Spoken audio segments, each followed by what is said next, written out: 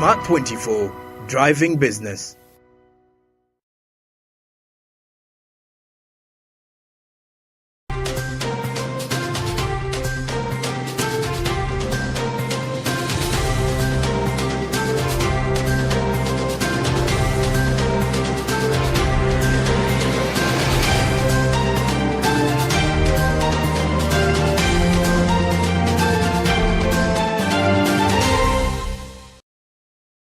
You're welcome to Smart 24, where we drive business. Today is February 2023, and it is the 17th of Friday. This is the weekly news roundup where we give you what transpired throughout the week. We have more in store for you, which include the fire that gutted the commercial trading center in Chisenyi. This is the business edition. My name is Marcey, Katusime.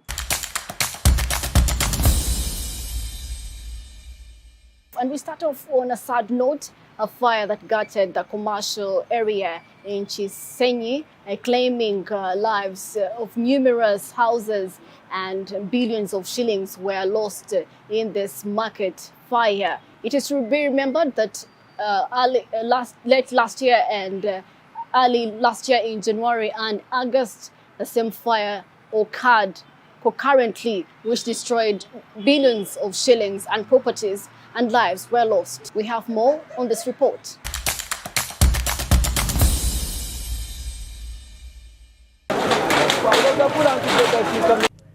Residents in one of Kampala's congested suburbs, Chisenyi, are nursing massive loss and damage following an inferno that shoved through households and business stores operated in the area. It is suspected that the fire broke out at around 2 to 4 a.m., raging through uncontrollably. By the time the fire brigade arrived, only damage control could be done as numerous items had been burnt to ash. Cause of the outbreak has, however, been attributed to relentless land wrangles. This fire outbreak every year has been demoralizing Ugandans, more so Chisenyi people. So we assume and we always know that this fire outbreak is always caused with these land wrangles. And the second one should be the electricity connection is. More so the electrical connectors, they connect electricity or not a professional way. So we appeal to Ugandans and the government of Uganda at least to have a fundamental report on this fire outbreak within this area of Chisenyi 2 parish. So even I call all those with some support to come and at least come and give us some assistance within this area. Very many people have lost their properties, business have been destroyed. So that is our appeal to Ugandans, and then the appeal to the government, of which we normally know that the government of Uganda doesn't give some bail out to these common people, this small scale industry. It only gives bail out to the big industry. So we even ask the government even to start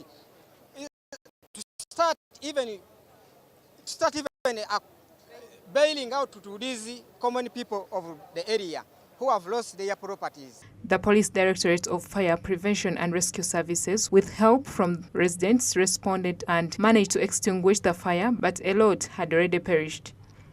While residents attribute the cause to land wrangles, information from police heavily differs, as according to them, cause is still unknown and will be established after thorough investigations. We had to use what we had available in the trucks. Now, this place has no fire hydrant. You realize that our trucks, even as of now, are not here. They have gone to refill from our fire quarters. So, as far as I'm concerned, for us, we did not struggle. The problem is lack of a fire hydrant nearby. That's where the problem is. Otherwise, if there was a hydrant here, no vehicle would withdraw to go and refill from where it is refilling right now. Yes. So we had vehicles here of varying capacities. The scale of destruction, we cannot determine in monetary terms, but there is much property which has been destroyed. In terms of saving, yes, we have saved the portions which were properly built. Now, the factors which have led to the spread of this fire are that The structures are made of makeshift materials like iron sheets and wood. These materials spread the fire easily, and also there's a factor of the presence of flammable dust from flour. Okay, so that one also is a factor for the fast spread of the fire. Now, the origin of the fire, we cannot determine where it actually originated from. Probably we are going to interview the people who are around. And the cause of the fire, we cannot determine as of now. Uganda and Kampala's fire outbreaks have cumulatively taken on major sectors such as education, real estate, trade, among others, crushing millions of investment beyond recovery. The informal sector has repeatedly been prey to this, as previous infernos at Owino markets highlight the trend amid land wrangles on fiscal planning inefficiencies. Residents still hold the police at ransom, claiming it has never come up with a comprehensive report on different occasions. These two outbreaks of the fire, we have never seen any report from the government or from the police. And it is even known everywhere. No any fire outbreak in Uganda the report has been released out. So we are even used to that the report will not be given out. The city's urbanization trend has often turned chaotic, caught between household and business infrastructure development. In intervention, Salim Uhuru, the mayor for Kampala Central, has urged the so-called landowners to negotiate with the residents and business operators to find a common ground. It's very unfortunate, very sad news that they have, again, it's not the first time, it's not the second time, it's not the third time, it's not the fourth time. The burning of the people of Kisenyi 2 is becoming beyond. So I totally condemn that kind of act and request whoever's come out with that dirty heart is we're going to mobilize the community to go back to where they have been. Other than negotiations, it would have been better to negotiate than coming and banning these people. Kisenyi Business Center is a state suburb mainly known for accommodating produce-related enterprises such as maize mills and stores, poultry feeds, among others. Amid insurance, struggles for informal sector establishments, police, fire prevention and rescue services shall require heavy funding for timely response. Monica Nabyonga, Smart 24 TV. Moving on, the Committee of National Economy disapproved a report that was submitted in by the KCCA in regards to the performance of loans totaling to $175 from the World Bank and 246.20 million from the African Development Bank, which were related in the building and maintaining of Kampala roads. The committee stated that the price per kilometer of work on each route, which they disregarded.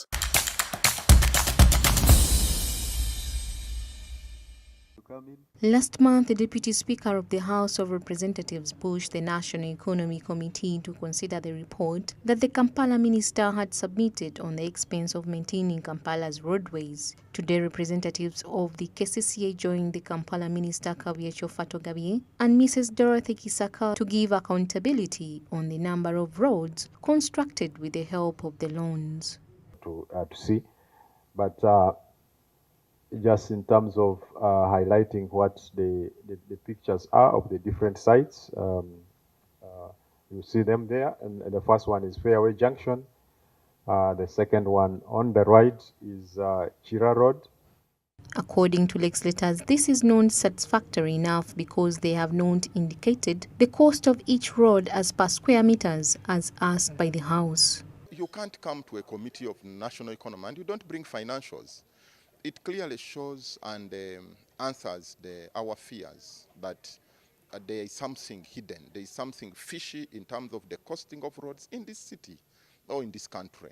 And to us, it's unacceptable. That's why you see I moved the motion to make sure that they go back, they come back with a full report attempting to answer our questions. Because the loans were provided in dollars, the legislators also learned that more than 60 billion shillings in foreign exchange rate losses occurred. This information indicates that someone was responsible for all the losses which will cost the nation. Minister of Finance should have notified Parliament before about this, about how much money we are losing in all the loans that we are having, because we not only have this $246 million, we have very many loans that we are in dollars, in pounds, in euro, and from this has been an eye opener for Minister of Finance to come up and give us a schedule of how much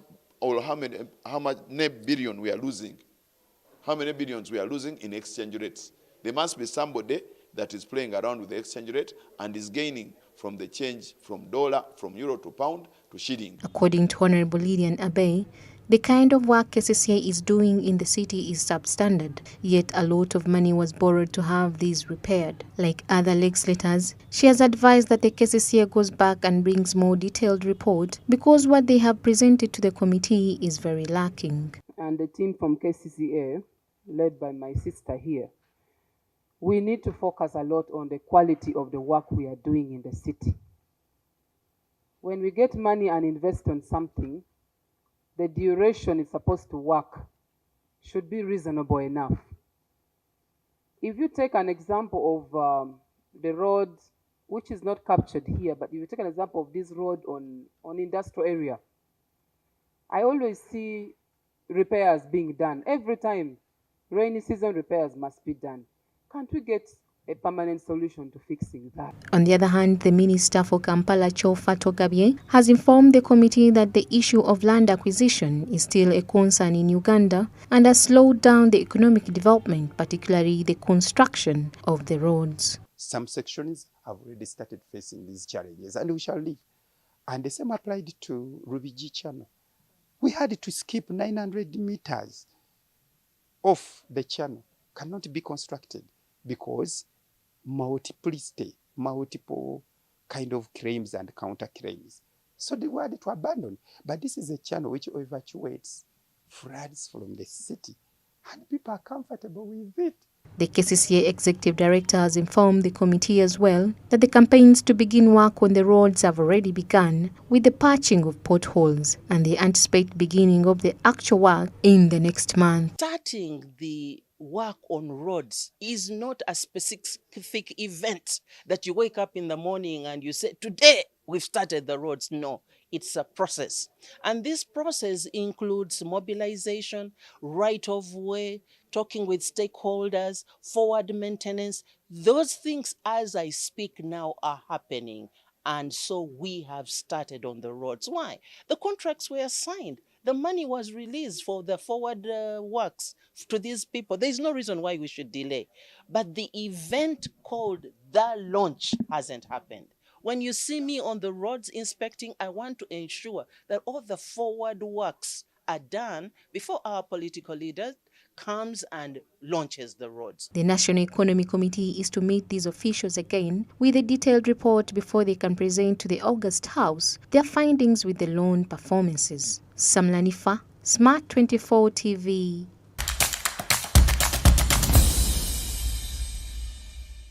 Now, talking about the abandoned passports that are still stuck in the Ministry of Internal Affairs. The Ministry of Internal Affairs is still stuck with 20,000 passport booklets which have not been claimed by their owners. This was said by the ministry's spokesperson, Simon Mundenyi, during the press conference.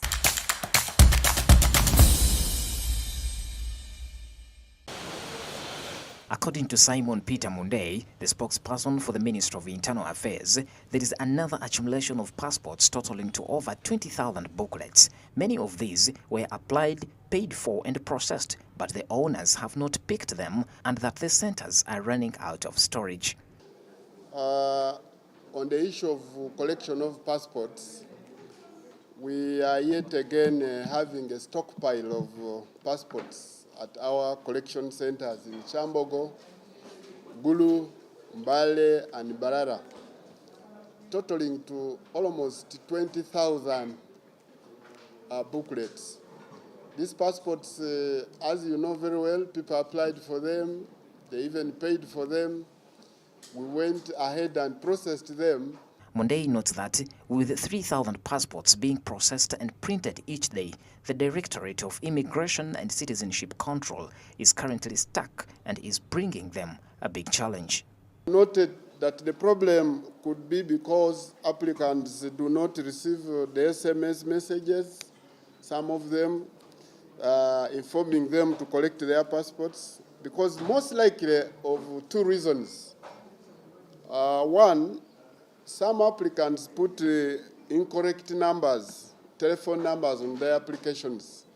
And the commonest problem has been replacing 0 with O. The Minister of Internal Affairs spokesperson asked that everyone who applied for a passport and hasn't yet received it should contact the ministry via its social media platforms for clarification on the stage of their application. Pedson Mumbere, Smart 24 TV.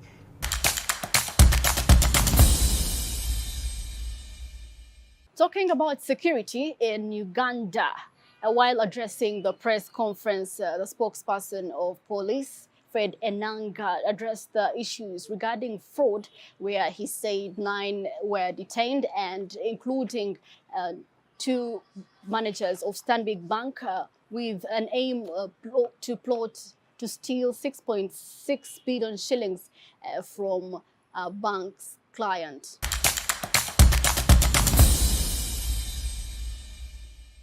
Which gave them unauthorized access to a client's account where they made unauthorized transfers of funds amounting to US dollars 1.8 million into other bank accounts established solely for the purpose of receiving the stolen funds.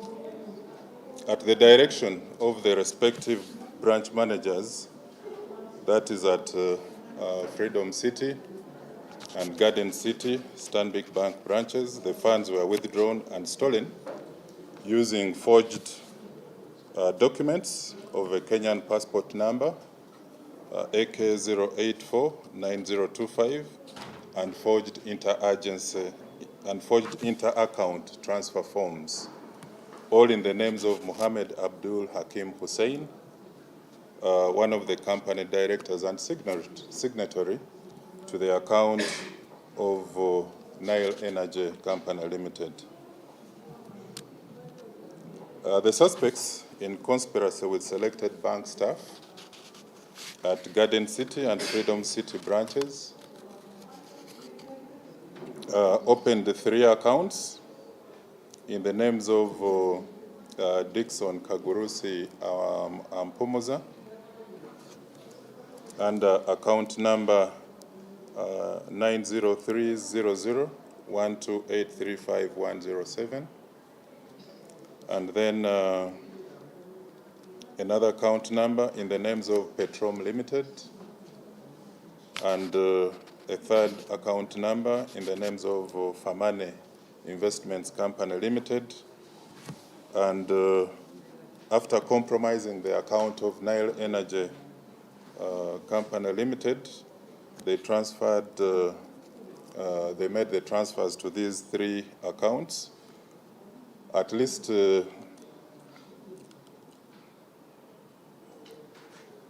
about more than 6 withdrawals were made of US dollars 495,000, US dollars 287,000, US dollars 295,000, US dollars 90,000, US dollars 60,000, US dollars 295,000, and US dollars 495,000, respectively, by the suspects who purported to be Mohammed Abdul Hakim Hussein, the director of Nile Energy.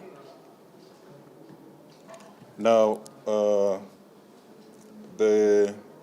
we also established that Petrom Limited allegedly belonged to a one called Oscar Chabukasa Rutaya and Hashur Rahman as the directors, while Famane Investments Company Limited is owned by Oman Gebreyesus Fiona Dede Mende, and Elijah Daniel Wanzu as the directors.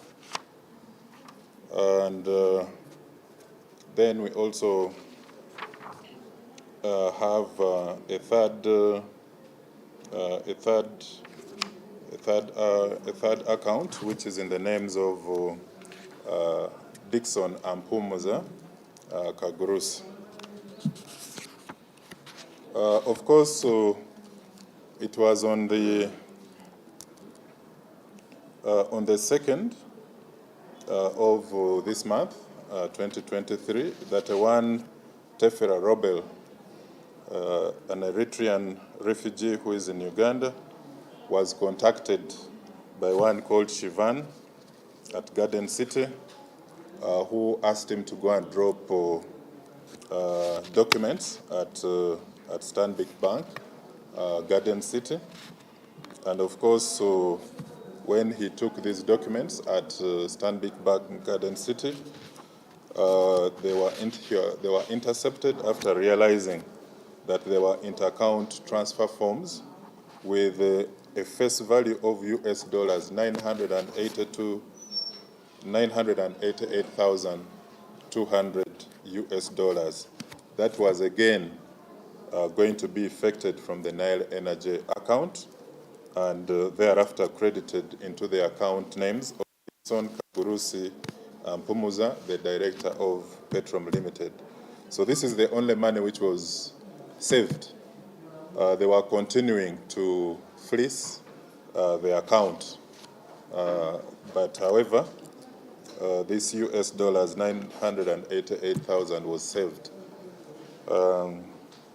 So as a result, we tracked down 3 directors whom we arrested,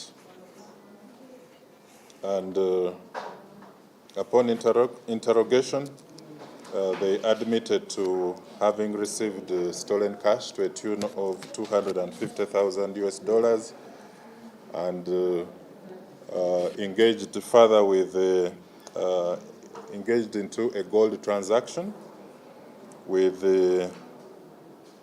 2 other suspects whom we are looking for. That is Mansour and Sam Fred, but there are no supporting documents to indicate that they engaged in this gold transaction, but investigations are continuing in that area. So the 12 suspects, out of the 12 suspects whom we have arrested, charges have been sanctioned against 9 of them who are going to appear before the Anti-Corruption Division today on charges of causing financial loss and money laundering. These include Tefera Okubalasi Robert, who was intercepted with a forged passport. We have Ayesiga Moses, the Stanbic branch manager, Garden City.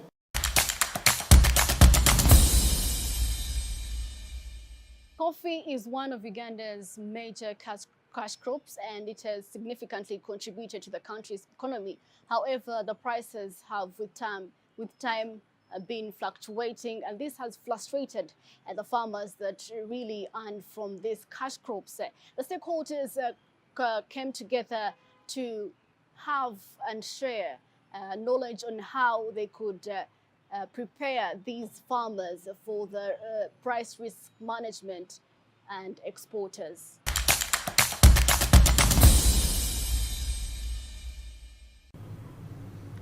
Uganda being the second largest coffee producer in Africa after Ethiopia, accounting for a big portion of the country's foreign exchange earnings, the industry is highly vulnerable to price fluctuations in the global market. With prices often unpredictable, farmers struggle to make profits. Thus, price risk management is a critical aspect for the activity in the country. One way to improve the prices is to increase the quality of the coffee produced. This can be achieved through better farming practices, such as using high-quality seeds, proper fertilization, and post-harvest handling. By producing high-quality coffee, farmers can attract premium buyers who are willing to pay a higher price for the top-quality beans.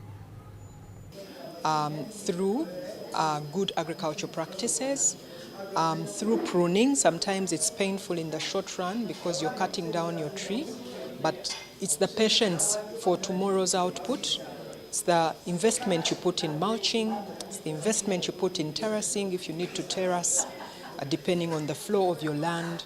It's the investment you put in managing pests and diseases. It's the investment you put in how you tend your farm as a whole.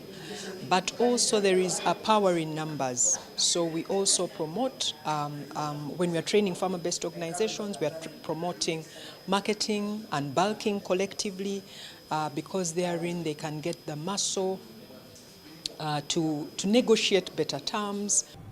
Uganda has always relied on established markets like those in Europe and the United States. However, there is an increasing demand for coffee in countries like China, India, and the Middle East. Uganda can lessen its reliance on established customers by broadening its export markets, which will support price stability for coffee. Most buyers are interested in the type of coffee that come to the under the certification schemes. So farmers, those that are not certified, or cooperatives or enterprises that are not certified, I advise you to take on the certification schemes, as this will attract buyers from the international scene. The average price of coffee is less than the cost of production, and because of this, it has become challenging for growers to make profits, forcing others to completely give up growing coffee. However, according to Andrew Byamkama, contract forwarding, such as deciding to sell coffee at a predetermined price, usually several months in advance, is one approach to handle the pricing problem.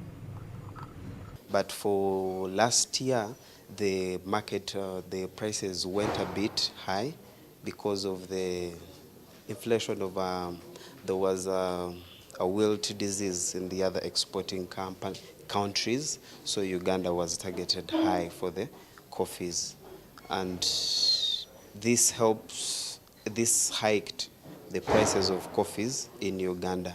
But for this coming season, we have recently been in the fly season, which is not good coffee. But we are almost getting into the season, and we pray and hope that prices will still get higher, because the farmer last season. Farmers can concentrate on producing high-quality coffee and expanding their export markets to raise coffee prices. Additionally, the government has started a number of programs to assist coffee farmers, which will increase their output and profitability. With these initiatives, Uganda can ensure that its farmers can take use of the potential of the crop and solidify its position as the continent's top producer of coffee. Katusime, Smart 24 TV. Let's go in for a commercial break. More stories coming your way. This is Business Edition.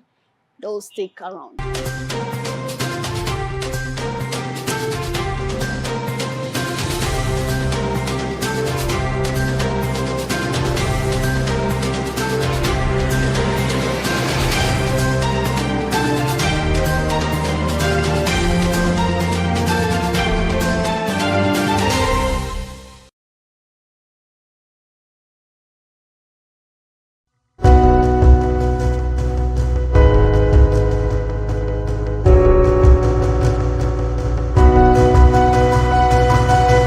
Smart 24, driving business.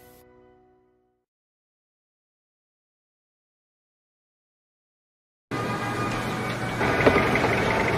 must be rich, tall, handsome, from a respectable family. He must have a maid, because at our home we do not work. Conductor Marcey. Why? Obadde olobye ku simu? Yamunange, anti your TV enkolera. Enjoy a new world of entertainment with over 80 TV and radio channels, plus movies from wherever you are. Download the GOTV Channels app from your app store and enjoy 30 days of free streaming with MTN. GOTV Channels. Say goodbye to paperwork and travel costs. Now every MTN customer can register to invest in securities anytime and anywhere with Zabu in a few simple steps. Step 1. dial *292 hash. Step 2, select option 1, register with Zabu. Step 3, enter your full names. Step 4, enter your national identification number. Step 5, enter your national identification card number. In 24 hours, you will receive an SMS confirming your registration. Congratulations, you are now ready to invest.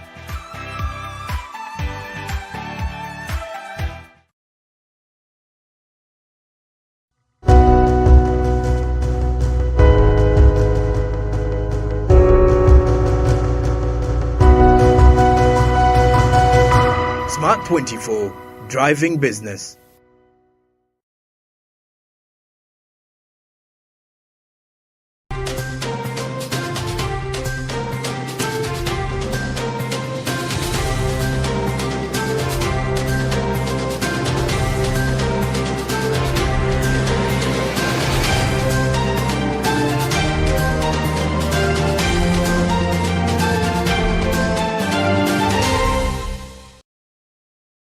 Welcome back from that commercial break. Moving on, the Ministry of Works and Transport, together with the Committee of Physical Infrastructure, have agreed on the vandalism that has been transpiring along the Entebbe Express Highway. That is lack of lights and violation of traffic laws, among others.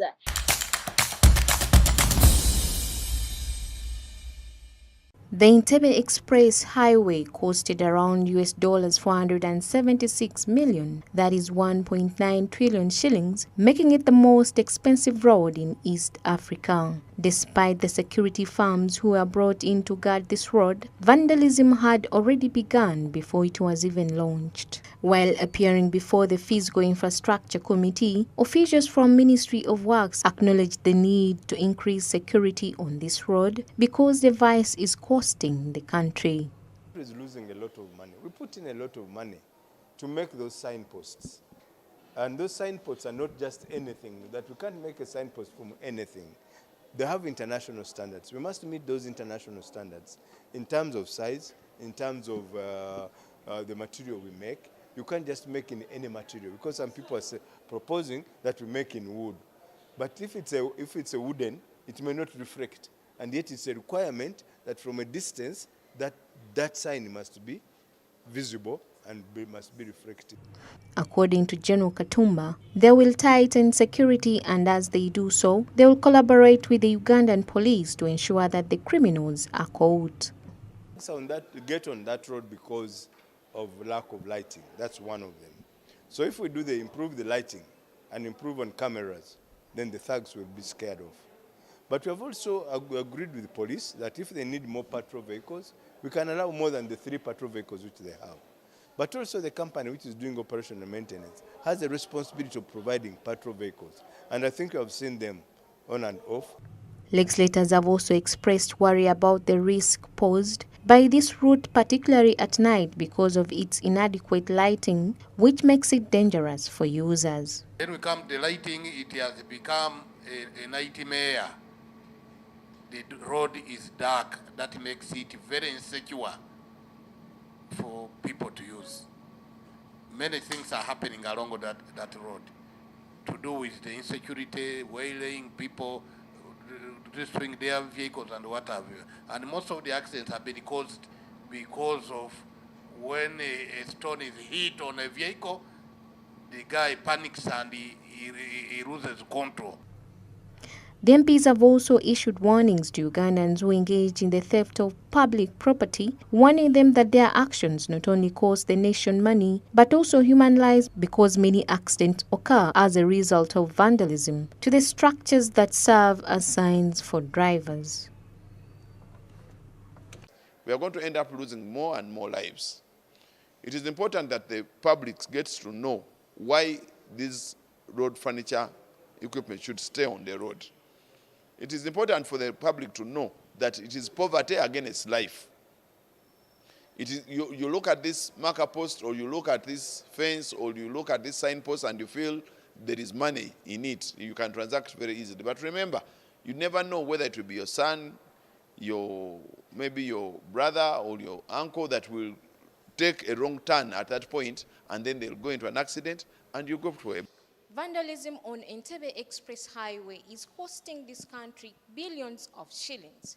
In addition to many lives that are lost on this road, it is incumbent upon us as Ugandans to report any item that you see that is being sold on the streets that looks like a government item that is used to construct roads.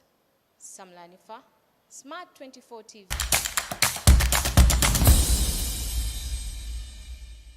The Uganda Manufacturers Association, who account for 70% of Uganda's electricity, want a dialogue between them and the Energy Ministry to address the issues relating to the manufacturing sector, where they are limiting the uptake of electricity.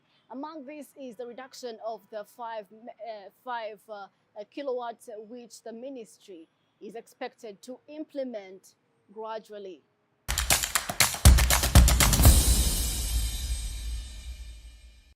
The manufacturing sector has continued to show reasonable resilience in terms of recovery from the global economic distortions caused by COVID-19 pandemic, which were worsened by the Russia-Ukraine war, as evidenced by the manufacturing sector posting 2.7 trillion shillings revenue contribution at the end of Q2 financial year 2022-2023, representing 22.65% of the contribution. However, these manufacturers have expressed their dissatisfaction with the minister, highlighting high power tariffs and unreliable power, which cause blackouts as the major impediments to the industrial growth. To air out our challenges, especially to Meme, because without power you can't develop. I have a plot in Namamve, which I'm trying to develop, but because of challenges of power, you find most of the time things are taken away. You know, it is easy to vandalize a place when there is darkness. As you said, the cost of power using generators is 5 times the Umeme rates, and we're operating generators for products like soap and products like plastics, where if a machine shuts down, whatever's in process is destroyed. It needs to be recycled. There's a lot of cost for us. Our problems are the same that have been raised, so I won't repeat them. We're looking forward to corrective measures. We're looking forward to the 5 cents. It is on that note that they demanded assurance from the Energy Minister, who elaborated how this will play out. The interruptions really cost us as manufacturers. We're here in Arua, we're in Tororo, we're in industrial area of Ugologa as Uganda Bati. And most of the issues that we have is power cuts that happen within the production process. In her submission, the minister said that the lower power tariff can be achieved, though gradually. She asserted that the 5 US cents was a presidential directive that she can never disregard, and thus they should await for the announcement from the Electricity Regulatory Authority. This cannot be done abruptly because it will cause some shortfall, and my system or my industry is a self-reliant industry. I sell electricity to survive. So I cannot implement the directive abruptly, and I have been working with the president on this. So we are reducing slowly, and very soon the regulator, who is mandated to reduce, to announce tariffs, will be announcing a tariff that will not be 5 US cents. In that same regard, she issued a strong warning to manufacturers linked to vandalism, as the same scrap they buy from vandals is from transformers and transmission lines that distribute them the electricity they so need. Encouraging vandalism because they are creating market. And let me use this opportunity to declare that once I get you, I will catch the truck entering your factory. That will be the end of your factory. I will close it because you are creating a bad name for the rest of the members of Uganda Manufacturing Association. I get a truck of illegal scrap in your promise, I will close it. Ultimately, the chairperson Uganda Manufacturers Association suggested that full implementation of economic industrialization will revamp some of ministry's programs like the Rural Electrification Association, which targets their audience. There is a worry of surplus power, underutilization of the current installed capacity. However, we think that if we did some of the major projects like ANOA and others, in the next 5 years, we shall not have excess power. If, I know my colleague will talk about this, if you have, I know you have disbanded rural electrification scheme and taken it back to the ministry, but if in the end of the project that you bring along, you prioritize industrialization. Because what happened in the rural electrification, they were looking at social impact. They were looking at what? Social impact. They were looking at schools, they were looking at communities, they were looking. Factually, you had to invest and go on a rebate. And sometimes that is the kind of capital you needed to be invested in machines. And they were telling you to invest it in a power line. We have many such cases, including myself. Lastly, manufacturing like the National Development Plan 3 framework lack a meaningful, predictable tax policy and tax administration regime to spur heavy investments into the manufacturing that continue to elude Uganda. Runa Nahabwe, Smart 24 TV. Let's go in for a short commercial break. We shall be back with more.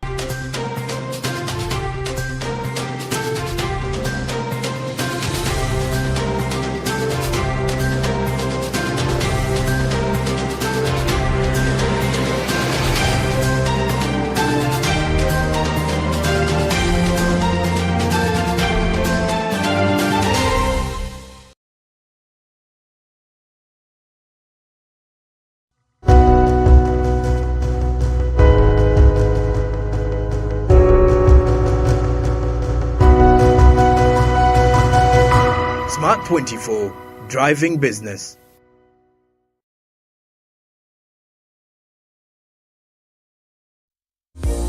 Sent to transport to the wrong person. Here's how to reverse it with MTN Mobile Money. Dial *165#. Select My Account. Select Initiate Reversal. You will see your last 3 transactions. Select the transaction you want to reverse.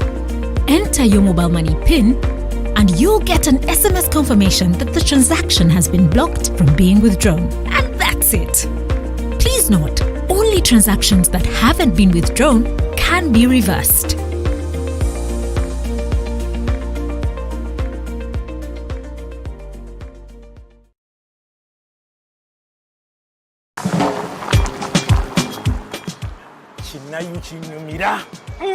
Whether it is Katogo, Chikomando, Rolex Majasa to Nyanyambisi.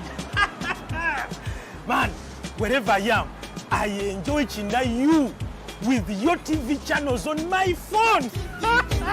Nyumira omulembe omupya ogujjudde ebisanyusa omuli emikutu gya TV egisukka mu 8 n'egya radio nga kw'otadde ne zifirimu ng'osinziirira wonna w'oli. Genda mu App Store oteeke app ya GOTV channels ku simu yo olwo onyumirwe ennaku 3 ng'olabira bwereere ewatali kozesa data. GOTV channels.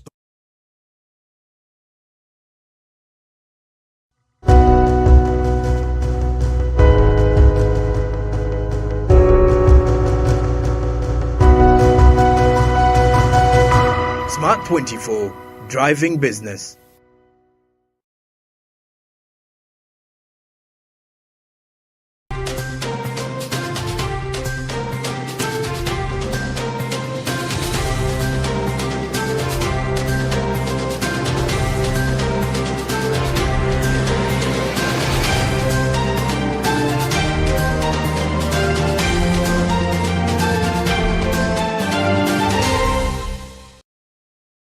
Now, in order to boost financial inclusion in Uganda, policymakers have been encouraged to rethink lowering the taxes imposed on mobile money transactions. These have caused impact on the affordability of the mobile money services, and they need solutions to this. We have more on this story.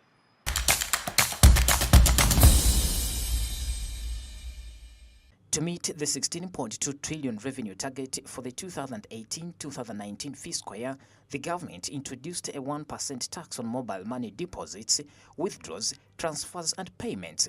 When the Excise Duty Act came into force on July, many Ugandans soon discovered that mobile money transactions had become more expensive. According to Kennedy Kipkemboi, a senior mobile money regulatory specialist at the GSM Association, this has to be addressed because it hinders the promotion of financial inclusion in very many African countries. Taxation, because again, taxation has a huge component on affordability. Sector-specific taxation, like I presented earlier, have really impacted the affordability of handsets and, by extension, financial services in many countries. When it is not done correctly, there's an increase in the cost of using some of these services. And so what a majority of countries are doing, especially in Africa, is they have exempted sector-specific taxation for the mobile money sector. A public opinion survey of nearly 3,000 people was conducted 2 weeks after the introduction of the tax revealed that of the 93% of the respondents who had used mobile money in the last 6 months, 44% transacted less in July and 47% stopped using mobile money completely after the tax was introduced. I don't want an impression that the mobile money charges are high solely because of tax. No, that is not true. And this only applies, the tax charge only applies to the withdrawal of cash only. If I transfer money from my phone to your phone, there is no tax charge. You see, he has some point, and I tend to think he has some point, because if you look at the masses, if you look at the 0.5% at the lower transaction level, where we are looking at those people who are financially excluded, it is very not significant. That value becomes only significant for high amount, and that is why now, when you look at the ecosystem, as the value increases, it discourages people. If you can imagine paying that 7,500 to do a transfer. I'd rather walk out and meet you over coffee and pay you the money cash. Mobile money has saved many parents the inconveniences of queuing for several hours to pay school fees at the bank. Therefore, other stakeholders believe that it will be important if government reduces the withdrawal tax. Some of the interventions that are being looked at, as apart from maybe the regulator might need to look at widening the tax bracket and reducing maybe from 0.5 to a smaller percentage. That is our expectation, maybe 0.2% or 0.3%. And then in the same breath, we are also looking at the cost that we pay to the agent to see whether there is any opportunity for us to rationalize it in order to grow to deepen the financial inclusion. Because at the end of the day, our business is a volume business. In 2018, mobile technologies and services generated 8.6% of GDP in sub-Saharan Africa, a contribution that amounted to over 144 US billion of economic value added. It is therefore understandable that many governments view taxing digital financial services as a potentially lucrative revenue stream. Pedson Mumbere, Smart 24 TV.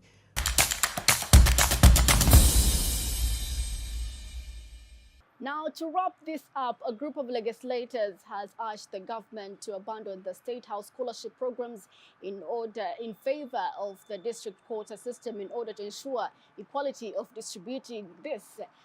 Some believe that the gifted, disadvantaged children and those attending rural schooling should be given first priority while distributing these scholarships. We have more on this story.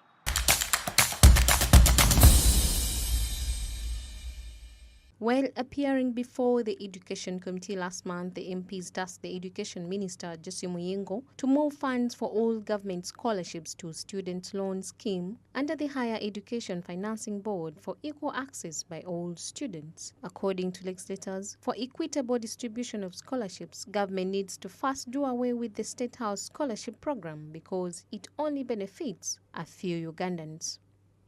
State House scholarship needs to be abolished and all scholarship be put in one basket. Yes, it must be abolished because that creates inequality. Who can access State House? We need to have all this money put in the National Scholarship Fund, which is managed by Ministry of Education.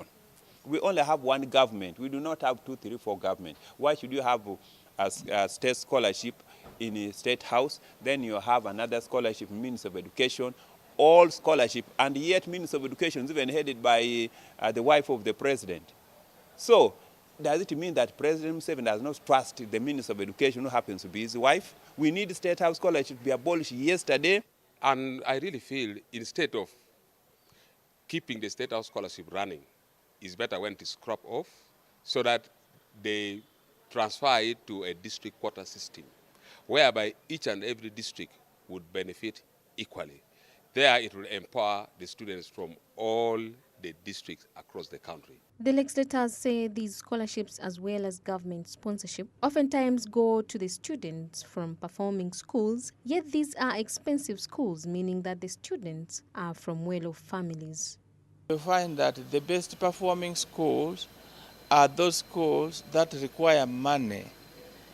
So for you able to have enough money to go to these expensive schools, then you are already one of the well-to-dos. Long ago, we would get people excelling from our own rural schools, and they would be awarded bursaries and scholarships. Dr. Otala adds that the sponsorships should be given to those students who have fairly performed from rural schools. That the person who got 32 from an up-country school should be the rightful person to get a scholarship and not someone who was spoon-fed. So, what am I talking about?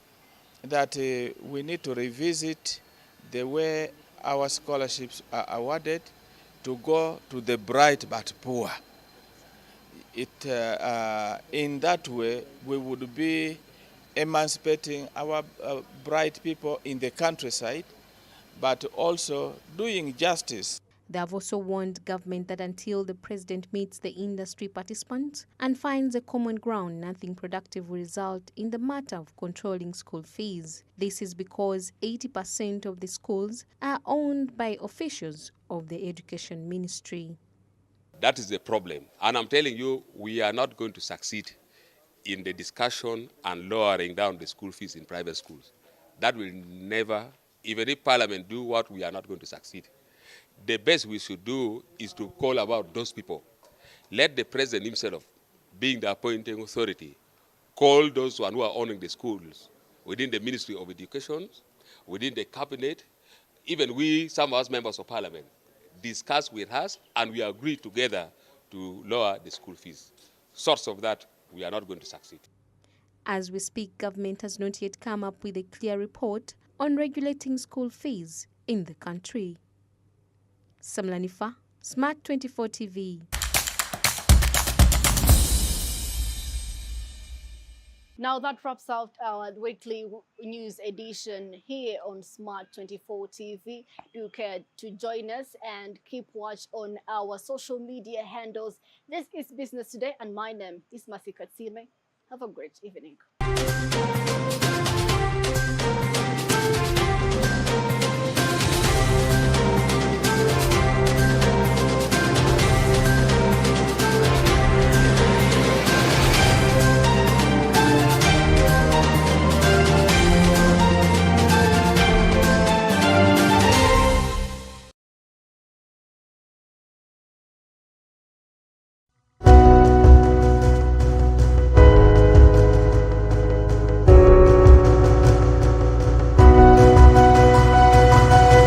Smart 24, driving business.